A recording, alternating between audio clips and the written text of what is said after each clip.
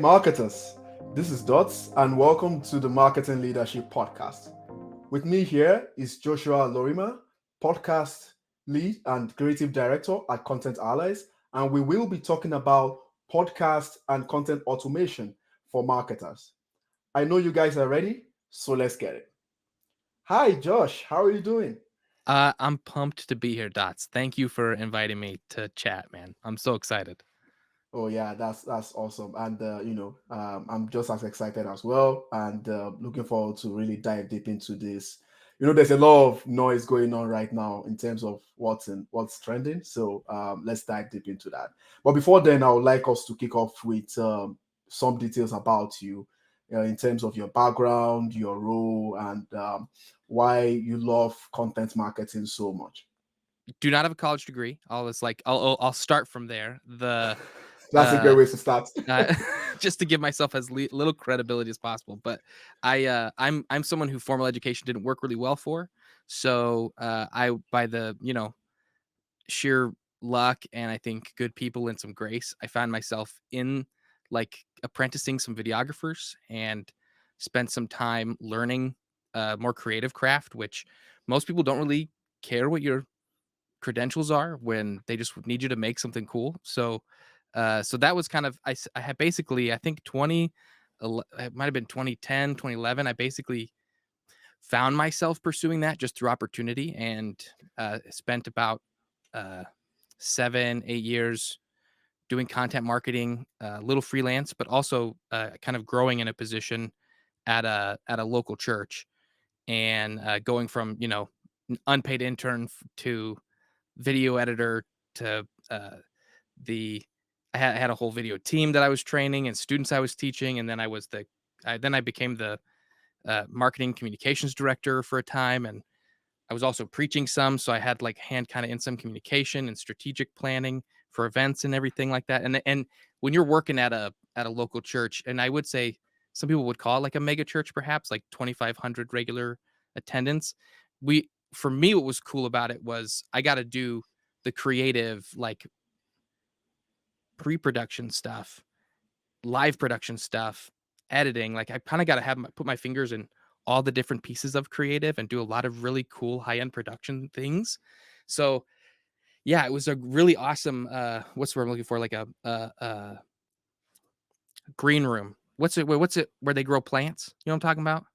Yeah, like greenhouse. Greenhouse. Yeah, it was like Yeah. a greenhouse for me, like creatively. And then I went full independent. I left that job and I just became an independent freelancer doing post production and motion design for the most part in 2018, and then I found myself at Content Allies. And the asterisk I should probably add, like on all of this, is in 2015, Mhm. just for fun, I started a Dungeons and Dragons podcast with my friends.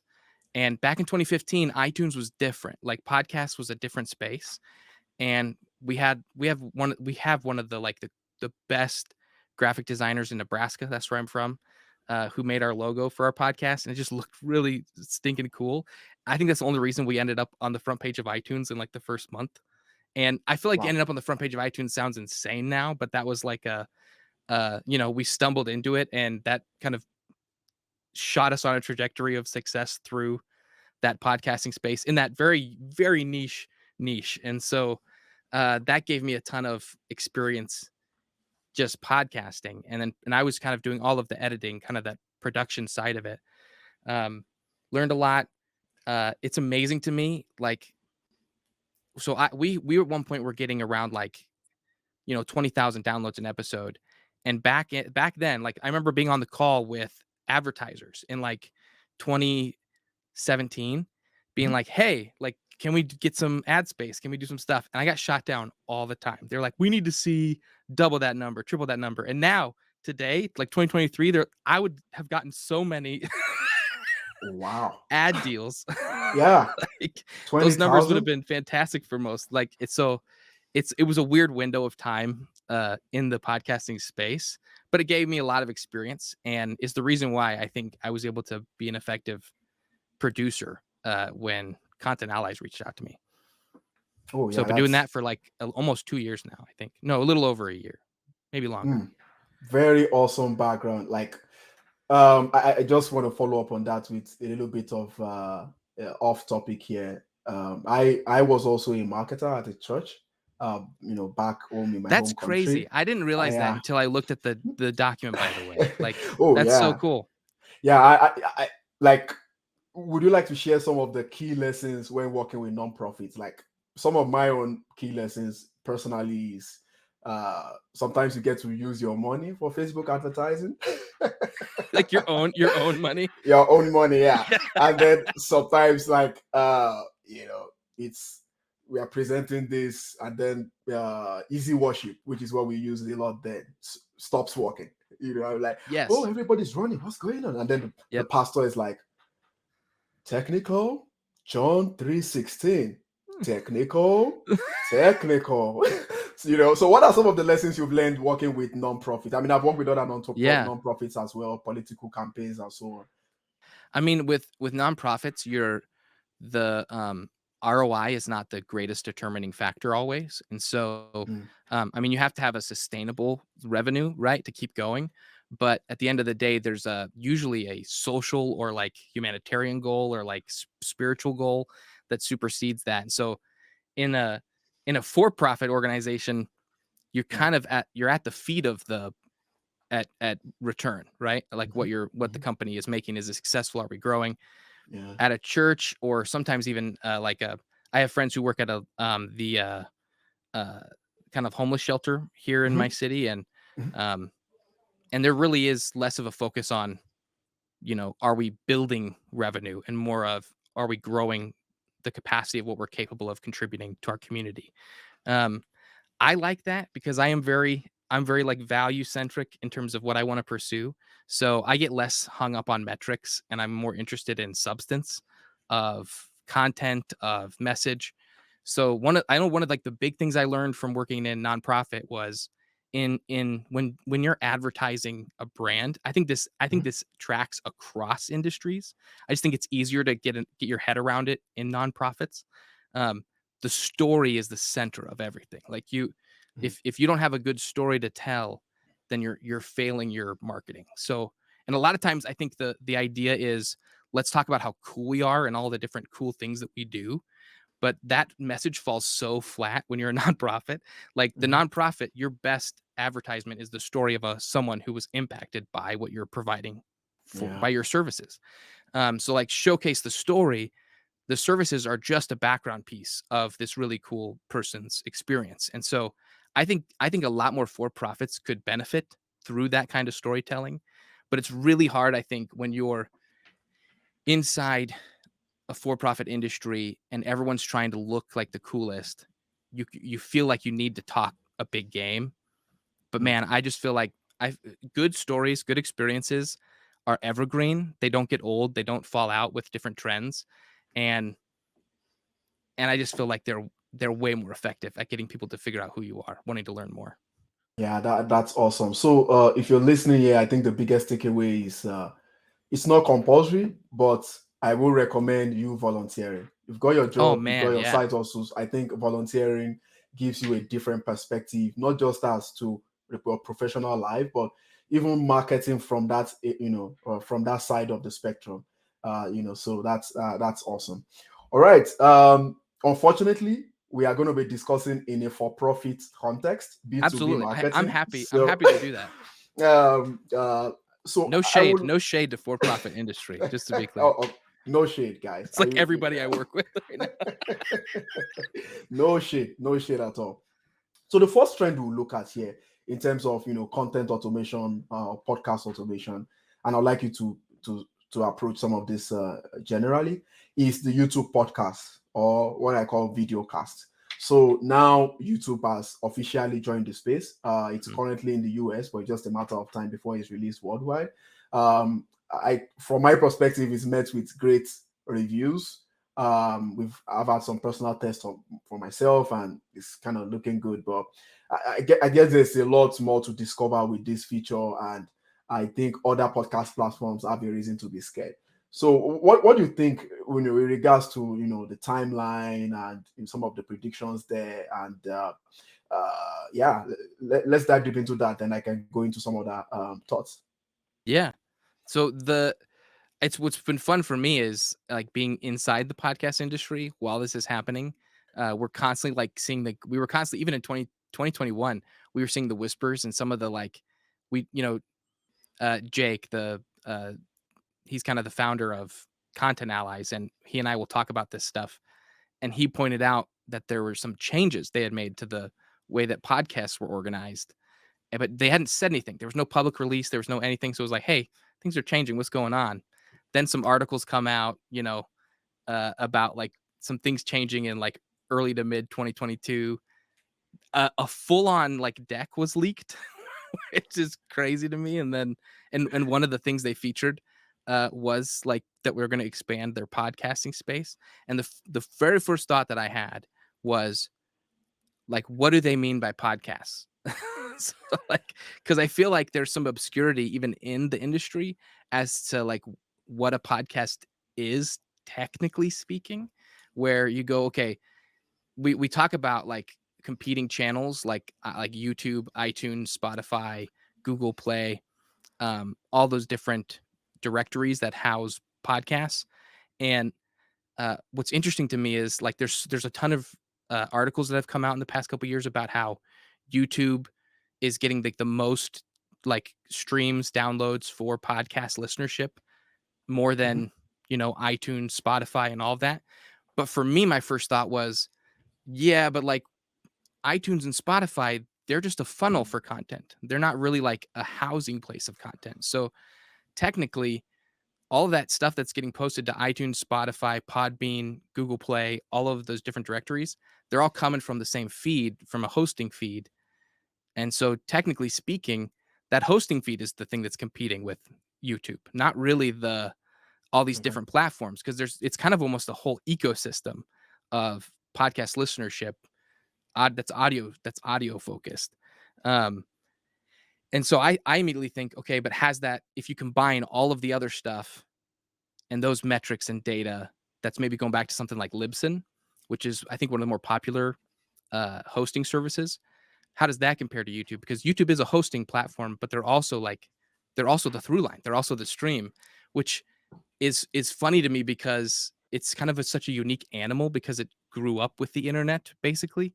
So we don't have a lot of things that are both the funnel for content and the host of that content. There's like with websites and images and uh and movies and all this stuff, they're like separated industries kind of. But with YouTube, it's all the same thing.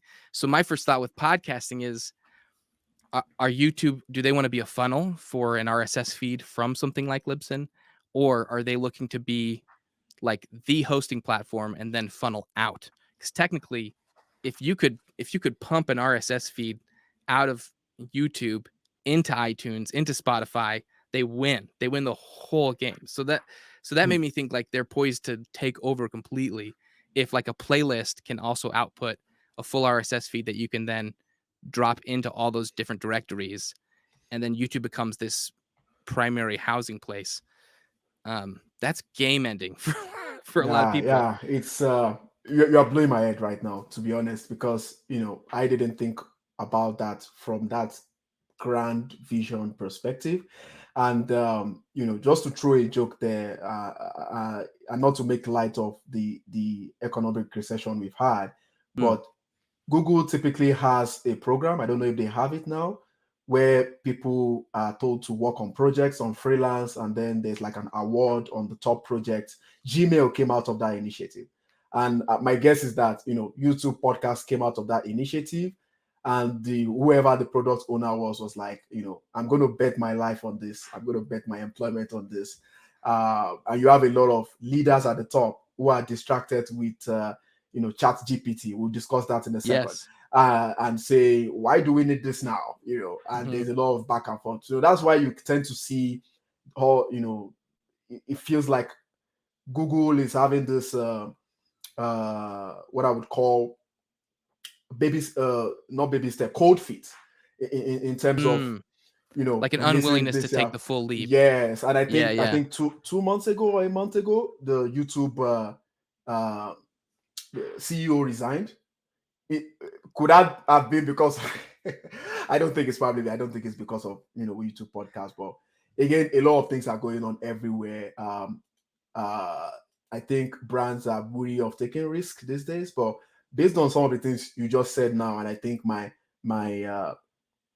listeners are also echoing the same sentiment. I think there's a lot for them to gain here, and this is definitely a better um, solution compared to Google Podcast. And please, you can, if you can, maybe for a few minutes here, just dive deep into why this is really a major shift from YouTube Podcast, and this has come to stay. Yeah, Uh, the from Google Podcast, I mean. yes. So what I've seen a lot of people bring up when referring to like a new cool thing that Google's doing is they kind of will use Google Plus as a punching bag. Um, but what maybe people not everyone remembers about Google Plus is that it was good. it was it was a great setup, but the culture wasn't in it. So that was like they built like a really great social platform uh, that just couldn't kick off with culture. So like there's always the chance that Google's going to build something that could be like industry ending, like game changing. Uh, but then culture just doesn't decide to grab onto it. That's all like you it's really hard, I think, for big companies to figure out where that pulse is and lock in. And I think that's some of the cold feet is we could push really hard on a solution that we know is a good solution, but then there's the wild card of will people just ignore it Mm, and go to something else. Um, but with like the the biggest difference for me with YouTube podcast versus Google Podcasts is Google Podcasts is standing in that family of funnel platforms. It's kind of it's there just getting a feed yeah, and for now sharing it. platform. And Yeah. YouTube, I think what's crazy is we don't pay to host our videos on YouTube. Like I can host like 100 gigabytes of video on YouTube at no cost to myself. But if I were to do like if I want to do 150 megabytes on Libsyn a month, it's $20 a month. So Mm, like when you look at that, it's insane. Like I don't know why that is. Part of it is I think because uh, Libsyn came much later than YouTube. I think YouTube established itself as a free hosting platform so early to so many people that it would just destroy destroy them if they kind of made a hard line about having to pay for storage. Um, so that's the other thing that I'm thinking is like, man, totally free. If you could post as many video podcasts as you want, and they got it shared everywhere, and it didn't cost you anything to host them, that's nuts too. That opens Do, up the door for a lot of more people to get involved. do you think they're going to maybe introduce YouTube podcast ads? Those in-stream ads. That's kind of where I'm sort of thinking Yeah. with regards to the trends there. Yeah, because they have an excellent ad engine when it comes to video, and there's not Hmm. really something equivalent in the podcasting space yet. Yeah, But Libsyn does have like an ad. There are like most of the big podcast hosts do have a way to integrate ads into your podcasts, but the thing that made me think that YouTube isn't going to try and make this big play to own the podcast space is early this year. I think it's January or February. Uh, Libsyn announced a partnership with YouTube. So the fact that they're making those moves with a really big hosting platform makes me think that YouTube is either trying to get in on the on interesting. the that space, that kind of that revenue source of what Libsyn is getting from podcasts and integrate it with YouTube. Um, or they're trying to make a big play for owning that. It like in my mind, I mean Google's big enough, right? They could probably just buy Libsyn. Absolutely. Some of these races between like the podcast features, AI features between big companies, in my mind, it's hard to think about the race between those big companies because a lot of it is who's going to buy the the smaller company that actually comes up with the solution that's really solves the problem. Yeah, yeah. That's that these are all interesting things. I think if you're listening here as a marketer or agency owner or just starting out your marketing career, you need to listen to some of the things that Josh has said in terms of the difference between hosting a podcast content, or even having, like an intro or, prefix determined content distribution. And the fact that YouTube is trying to merge both worlds into one, and that gives access to other great things like, accurate insights on your podcast, using podcasts as a top funnel content strategy, in the sense of it's now more powerful for you to do that as a video and do that as audio, right? And some of the very many benefits of YouTube podcast is just been out March this year. So if you are listening to this episode right now, feel free to share with your friends and get in front. Don't catch up. Be the trailblazer when it comes to using YouTube podcast. Okay. One of Thanks. the one I was just gonna say Yeah. Go ahead, please. one of the things I shared with you when we were chatting about this conversation beforehand was whenever there's kind of a new thing being invented, it makes me think of this quote, and I can't remember who said it, but it's that the first person who made a urinal was an artist, and the second was a plumber. So there is some very strong incentive right now to get at the front end of the cool things that are happening with podcasts and Mhm. AI. Mhm. Yeah, absolutely. And we are just going to get into AI in the moment here. So let's look at the second bit, which is Descript for podcast. I am Yes. personally learning a lot about this, and I can't wait to learn from you in regards to some of your, insights on that. But could you tell us how it works, the AI benefits, so that some of our marketers listening or watching can really benefit from it? Feel free to take a bit of time on this, and yeah, I could ask some follow up Yeah. questions. I think the first people that are going to notice the benefits of Descript are editors, and project managers may not fully understand like why this is such an incredible tool. But having an editing background, I was able to key in on it really quickly, and it's incredible. Basically, typically when you're editing yourself, you're having to re-listen to the same piece of audio again and again to find the part you want to take out. Descript transcripts everything for you, and their auto transcription is one of the best that I've seen in terms of getting most of the words right, even if it is a phonetical, transcription of the word. Better It's than Otter? way better than Otter. Okay. Way better. Typically, I'll find words that get completely missed in Otter don't get missed in Descript. There's still usually it's accents and names of things that get kind of screwed up, but even then, if I would just read what Descript said, usually it'll sound like the name. They put in pretty good. You don't have to do it as much editing of the text, but I still would say it's computer generated, so not publish ready. Um, Yeah. However, that transcript is editable, and as you edit that transcript, you're literally editing the video. You're making changes to the actual timeline of your video. The tools there are all kind of AI backed, and so you have to be connected to the internet while you're using it. But man, it's incredible. The In terms of like project workflow, it cleans so many things up when it comes to collaborative like project sharing. You're talking about working from a central edited file that you can then duplicate and share for social and all of that. You don't have to worry about your social video getting edited or mastered in a different way than your main video, or the audio of the episode sounding somewhat different than the video. You can really like unify all of your post production under one central point of truth, which is awesome to me. And because it edits like a Word document, you can bring a lot of other team members in to work on it. You don't have to have just like fully, educated Premiere editors, DaVinci Resolve people who understand color correction. You can bring in your writers, you can bring in your project managers to help work and edit with the workflow. If you need an adjustment on something, you don't have to like message your editor and say, "Hey, can you remove this one word?" Anybody could jump in and clean it up. And there's a whole like comment tracking system. It for team workflows, it kicks.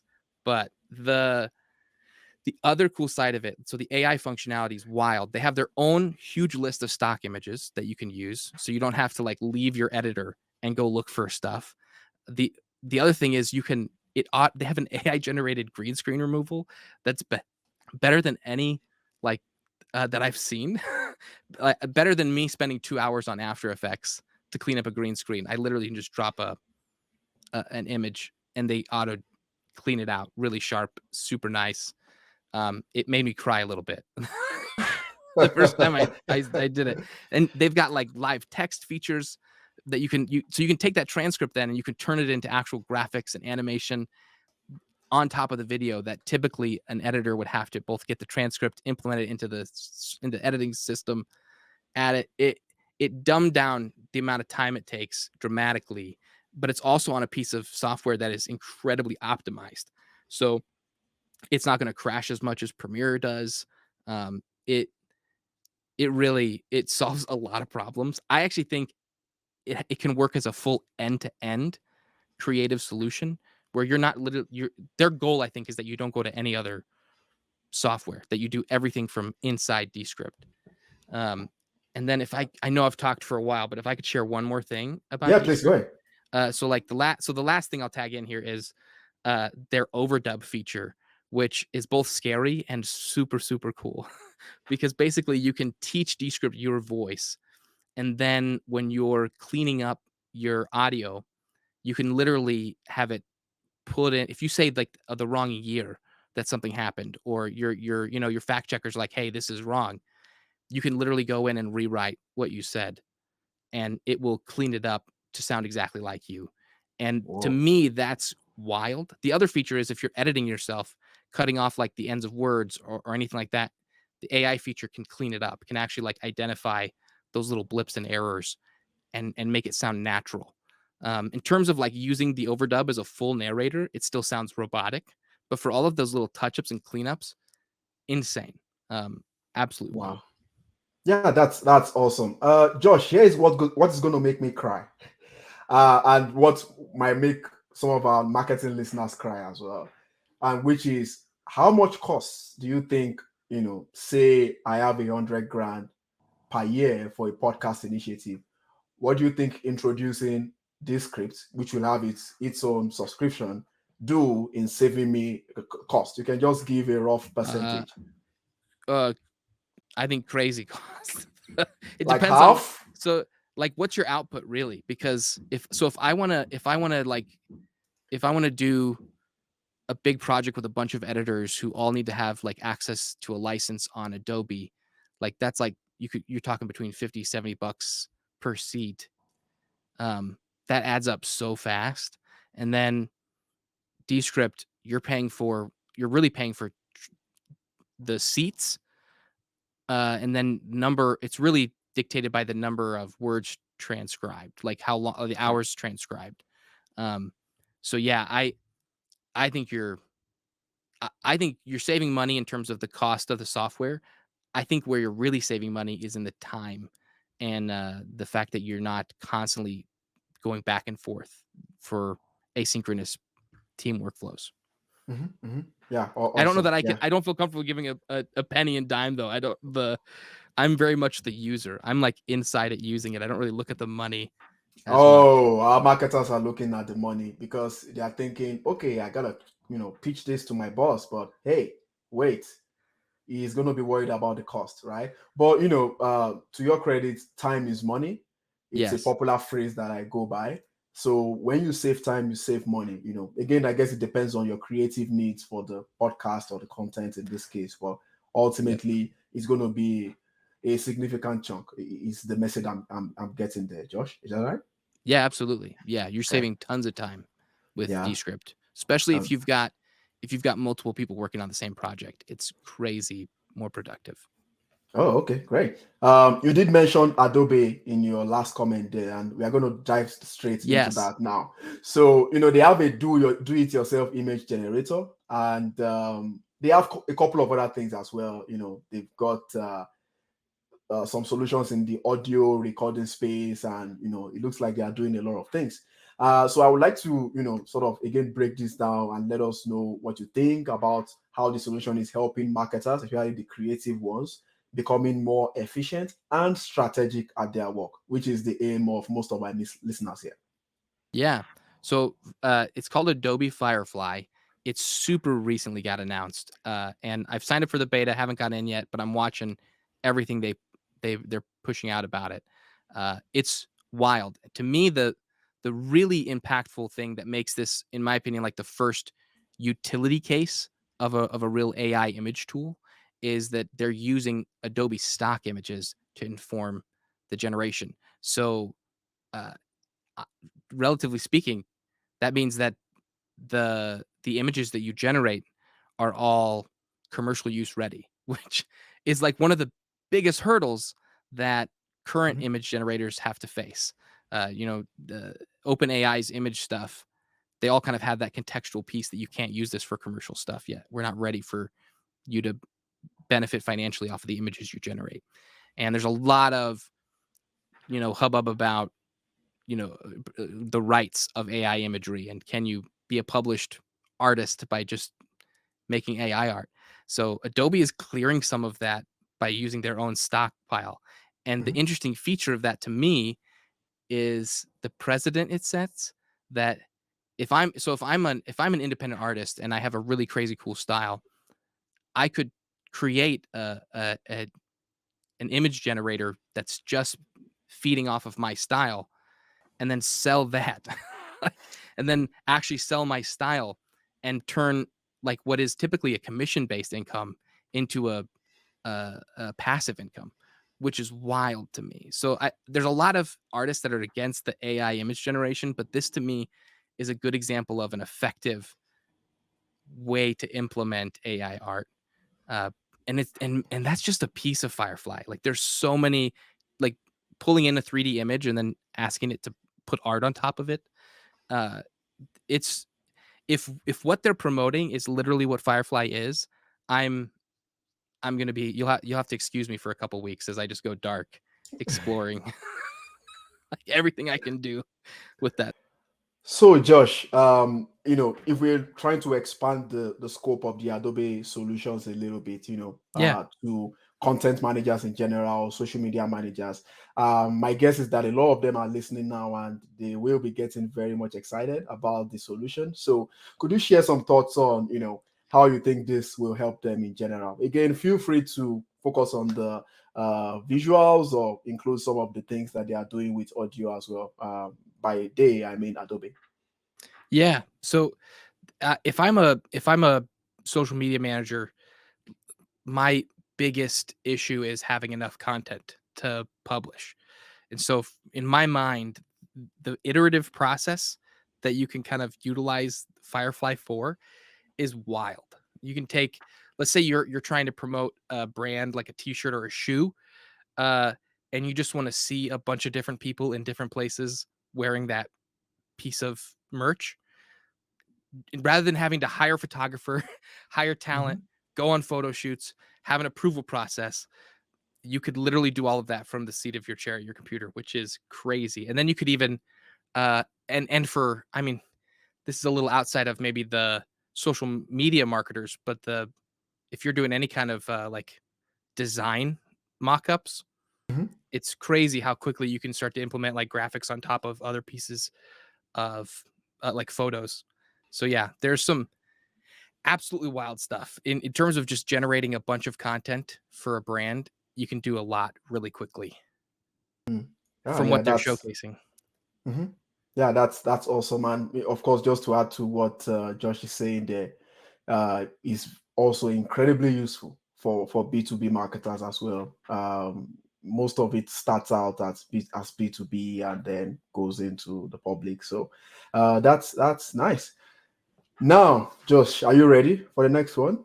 This I'm one ready, is a little man. is a little wild. It's a little wild, and that's the AI race right now. Yes. In 1969, it was the race between Russia and the US for the space race, but now it's the AI race in 2023, and it's between two companies in the US.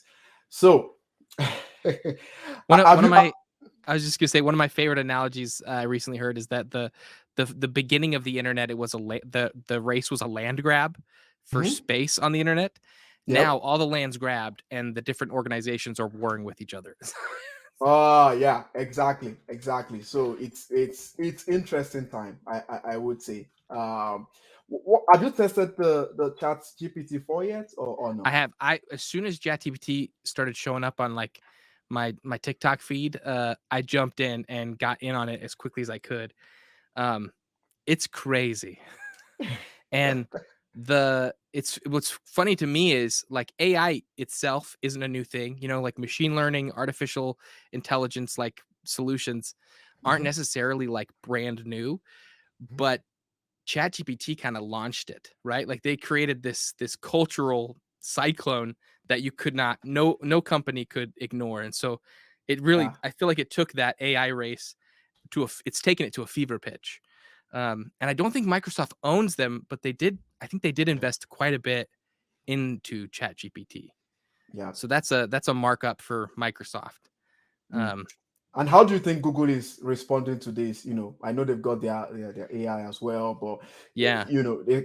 in terms of like some of the creative things that they're doing to help those who in the Google Workspace, for example, and Mhm. how that ties back into what people do for marketing. What do Yeah. you think are some of those cool things that creates more efficiency for Google lovers? I definitely think I think the fact that Google has a really strong ecosystem that they've created, and once you're in it, it's really hard to get out of it or to even see yourself getting out of it. I'm a fan, so I like it sounds like it's like maybe that's a little bit of a what's it called when you fall in love with your captor? Um, Stockholm syndrome. yeah. Yeah, maybe I've just fallen in love with Google because it's just what I use all the time. But what's really cool is I remember my sister went back to school to become an ER nurse, Mm, and she was going to buy all the 360 stuff, all the the spreadsheets and yeah. Word. And I was like, "Have you ever looked at Google?" This was years ago. She's like, "No," and I showed her all that for free. Just get a Gmail account, and you've got Word doc, you've got a spreadsheet, and Yeah. the way that the AI is being implemented into emails, Google Docs, spreadsheets is bonkers.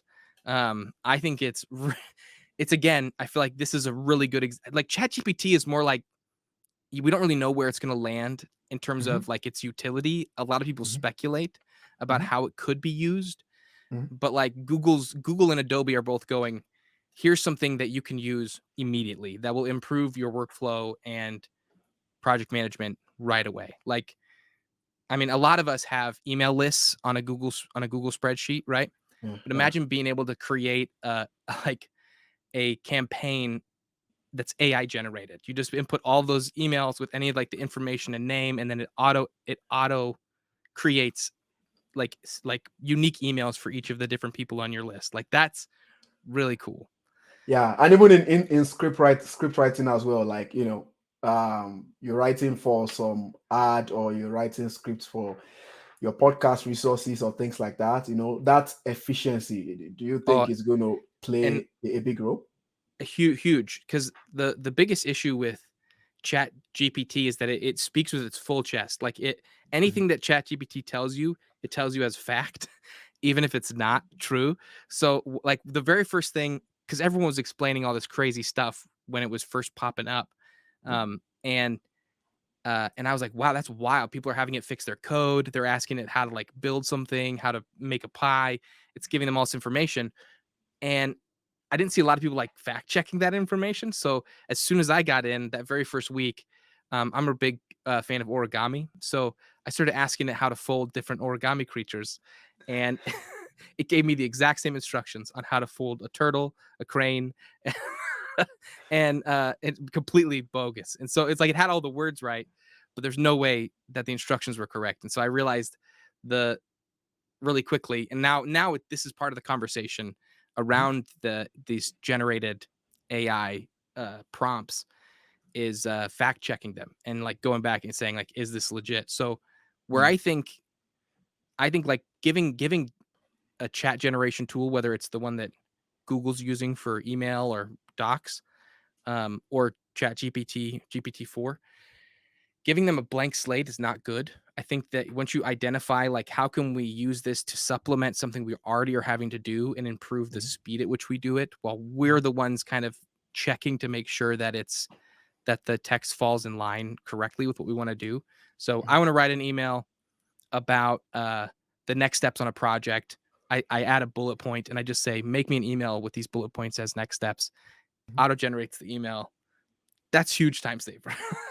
I take Yeah. forever to write emails, and I can just say make it professional, and spelled correctly. That would clear the road for someone like myself, at least.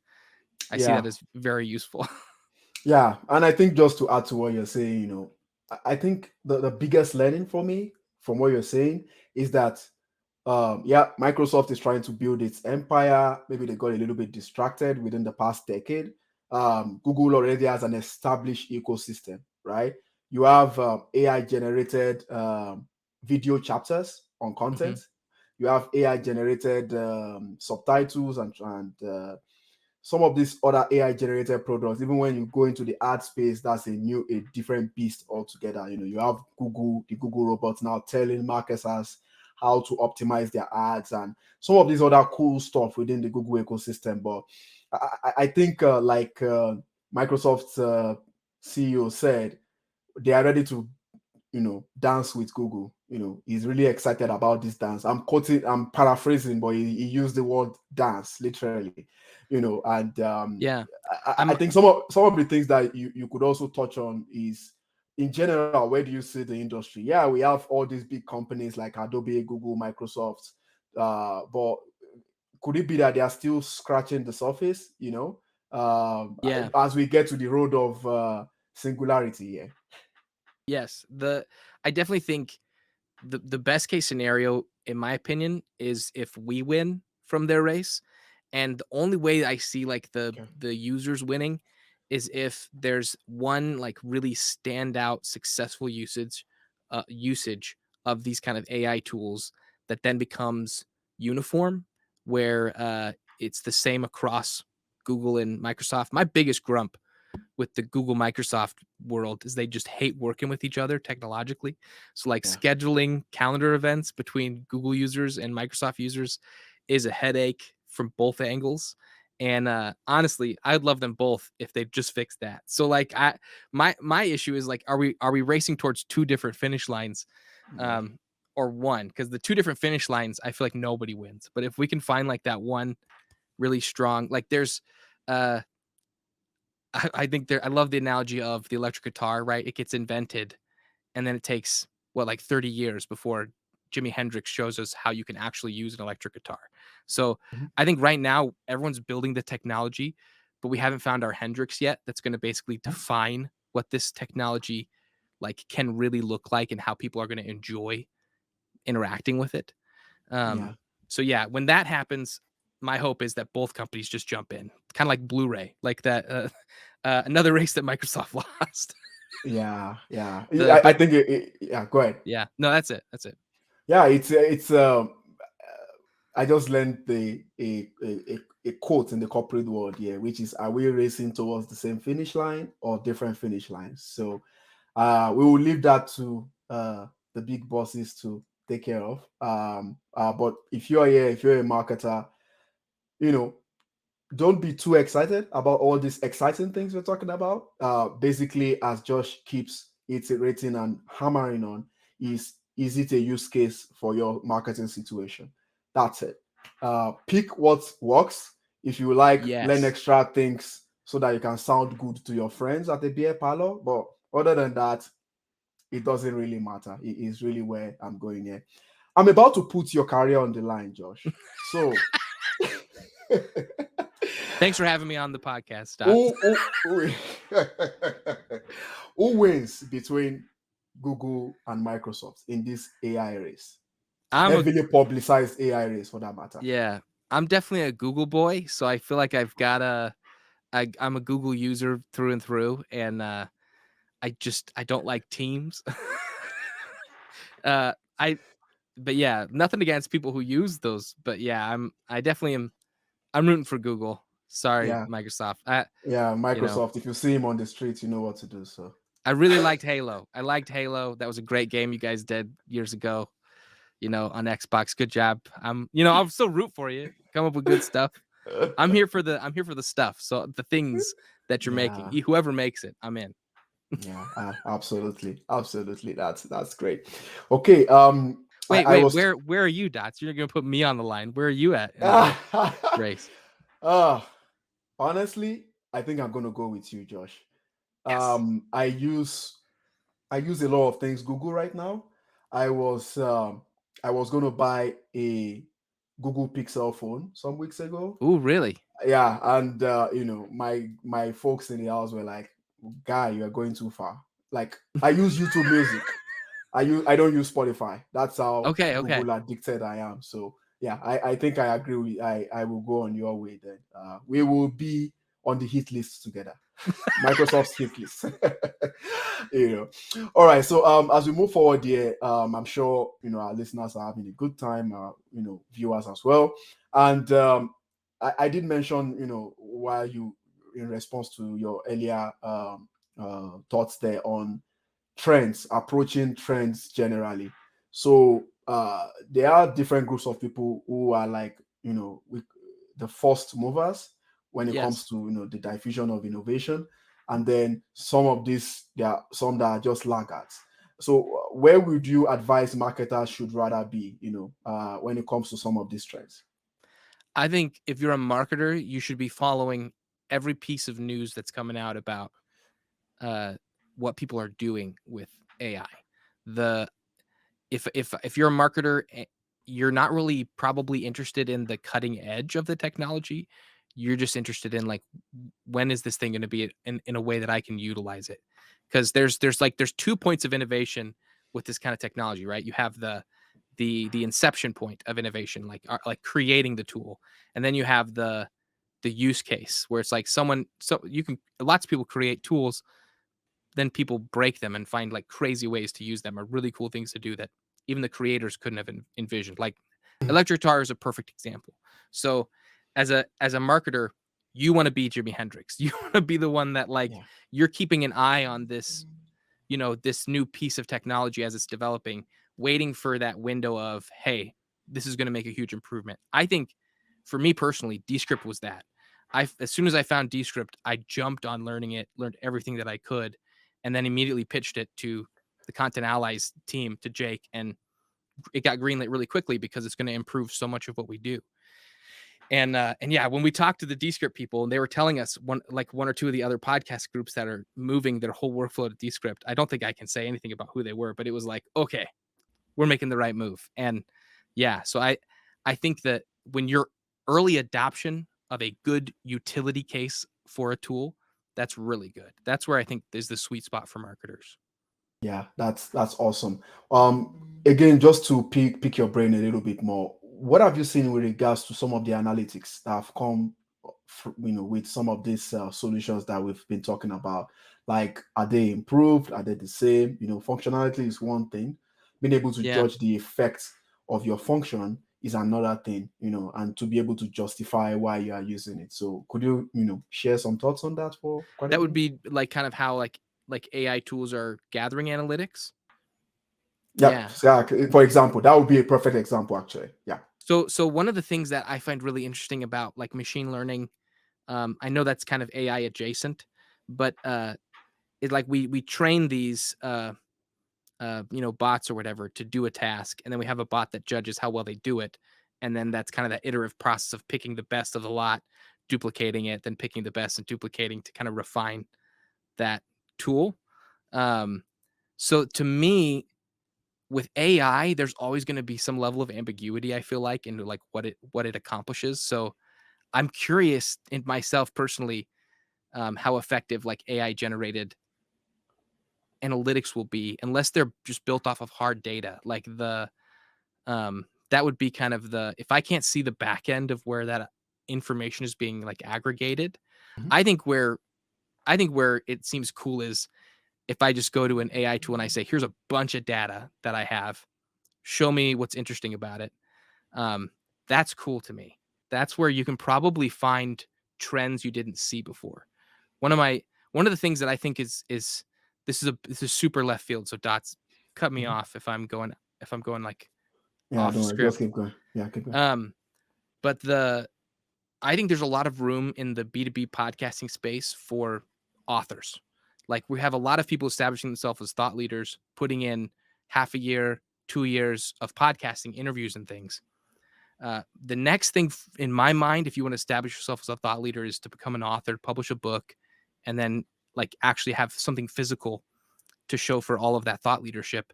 Um, and one of the hardest things is you now have all this content. Let's say you've got like a year of podcasting content, and then you want to go through it.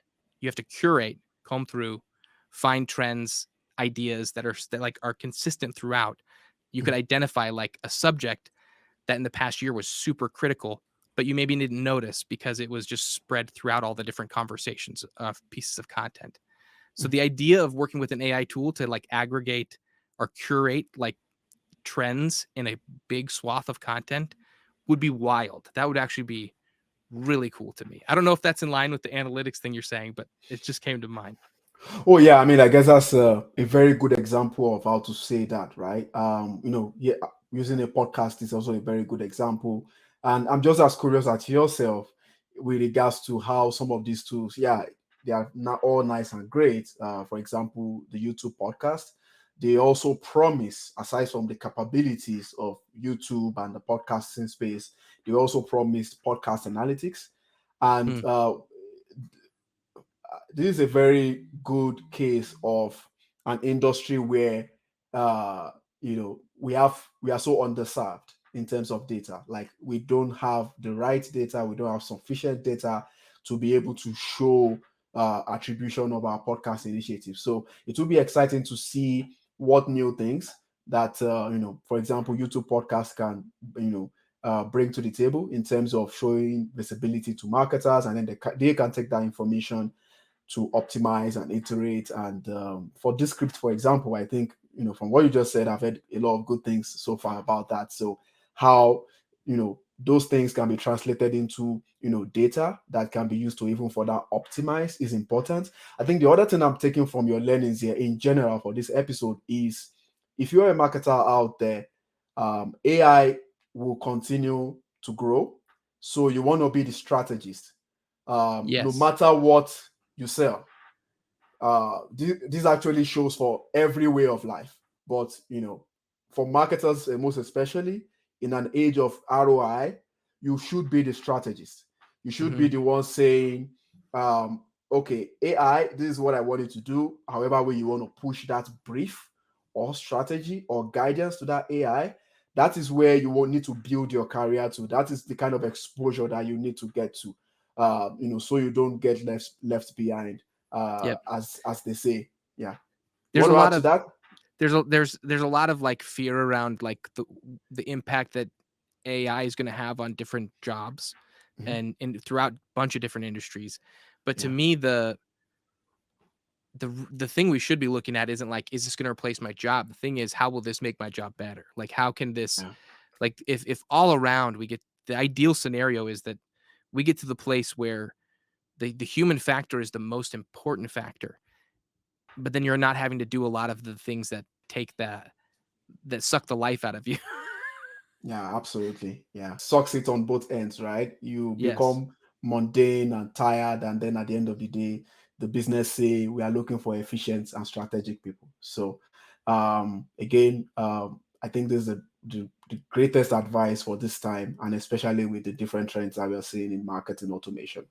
Okay, it's been an exciting one, and I would like you to tell us where marketers can find you. We have CMOs, agency owners, directors, business owners in the podcast, and I'm sure they will be intrigued with all you've said so far and would like to contact you to see if you can help them execute on some of these innovative digital transformations. Yeah, absolutely. So you can always email me at lorimermedia@gmail.com, or they can find me on LinkedIn, Joshua Lorimer. Pretty much anywhere else you look for me online is pretty Dungeons and Dragons centric to my personal podcast that that is Makes communicating with sense. that audience. But LinkedIn, email, those are great ways to connect with me. Yeah, Okay, great.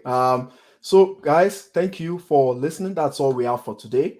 See more episodes about Dots Loves Marketing by going to our website at dotslovesmarketing.com and subscribe to the Marketing Leadership Podcast on Apple and Spotify. Till next episode, connect the dots.